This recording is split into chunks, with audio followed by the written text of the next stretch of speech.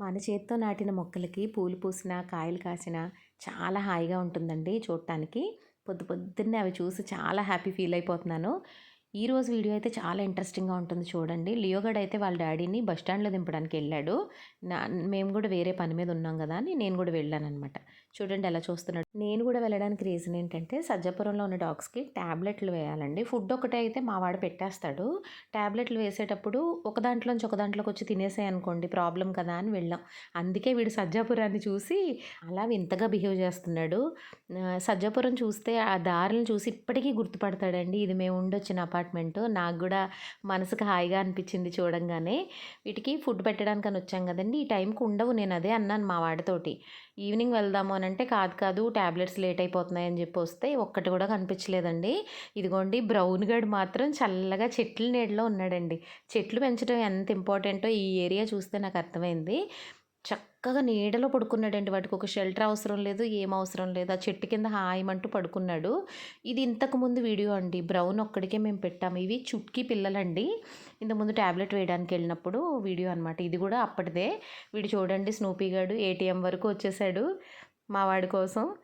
ఇదిగోండి బ్రౌన్ గడికి మాత్రం ఒక్కడికే ఫుడ్ పెట్టగలిగామండి. ఇంకేమీ కనిపించలేదు. అన్నీ ఎండకి ఎక్కడికో లోపలికి వెళ్ళిపోయినట్టున్నాయి. వీడితో ప్రాబ్లం ఏంటంటే ఫుడ్ పెట్టి మేము వెళ్ళాం అనుకోండి, మా వెనకాల చాలా దూరం వచ్చేస్తూ ఉంటాడు. అదే ప్రాబ్లం. ఈ మధ్య తగ్గాడులేండి. వీడు చూడండి, వాడికని తీసుకొస్తే ఫుడ్డు ఎలా తినేస్తున్నాడు సైడ్ నుంచి. అన్నానని ఏమి ఎరగనట్టు అందులో చూసుకుంటున్నాడు. ఇంటికి వచ్చేటప్పటికి ఎండ విపరీతంగా ఉందండి. పాపం వాటిని లోపలికి రానిద్దాము, లోపల పడుకుంటాయి కదా చల్లగా అని చెప్పి ఆ పట్టుకెళ్ళినవి ఫుడ్ అవి తినలేదు కదా, బ్రౌన్ గడికి ఒక్కడికి పెట్టాం కదా, సరే వీటికి పెట్టి ఆశ చూపించి లోపలికి తీసుకొద్దాం, అవి వచ్చాక డోర్ వేసేస్తే ఉంటాయి కదా అని పెడితే రాకీ గడ్ వచ్చాడండి లోపలికి. ఫస్ట్ నేను నెమ్మదిగా వెళ్ళి డోర్ క్లోజ్ చేశాను. అప్పుడే వెళ్ళిపోయాడు. నేనే ఎక్కడికి వెళ్తావు ఉండు అని, మేము ఉంటే తినడేమో అని చెప్పి ఇక్కడ చూడండి బైక్ పక్కన కూడా ఫుడ్ పెట్టాం.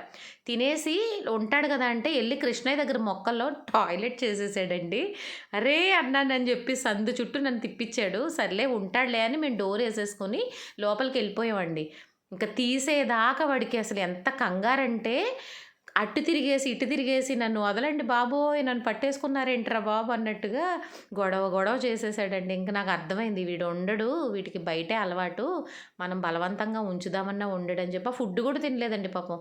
ఆ ట్యాప్ దగ్గర పెట్టింది మాత్రమే తిన్నాడండి. తీసేదాకా ఇంక అలా నిలబడి చూస్తున్నాడు. పోనీ మేము లోపలికి వెళ్తే పడుకుంటాడేమో అంటే కాదంట, నన్ను వెళ్ళిపోగొట్టండి, నన్ను వెళ్ళిపోనివ్వండి అనేసి నిలబడితే నాకే జాలేసింది పాపం. అలా బంధించడం ఎందుకులే, వాడికి ఎలా అంటే అలా ఉంటాడులే అనేసి తీసానండి. ఇంకా ఒక్కటే పరుగండి.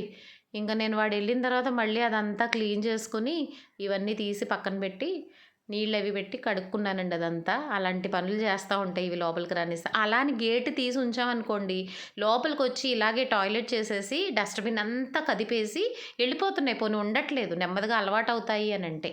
కానీ ఖచ్చితంగా వాటి కోసం ఏదో ఒకటైతే చేస్తానండి. ఆల్రెడీ ప్లాన్ చేస్తున్నాను. మాకు ఏంటంటే ఎవరు సపోర్ట్ చేయడానికి ఎవరు లేరండి. నేను మా అబ్బాయి ఎంతకని చేసుకుంటాం. మా అబ్బాయి కూడా ఆన్లైన్ క్లాసులండి. వాడికి క్లాస్ లేనప్పుడు మాత్రమే నాతో హెల్ప్ చేయడానికి ఉంటుంది డాగ్స్ విషయంలో, లేకపోతే నేను ఒక్కదాన్నే చేసుకోవాలి.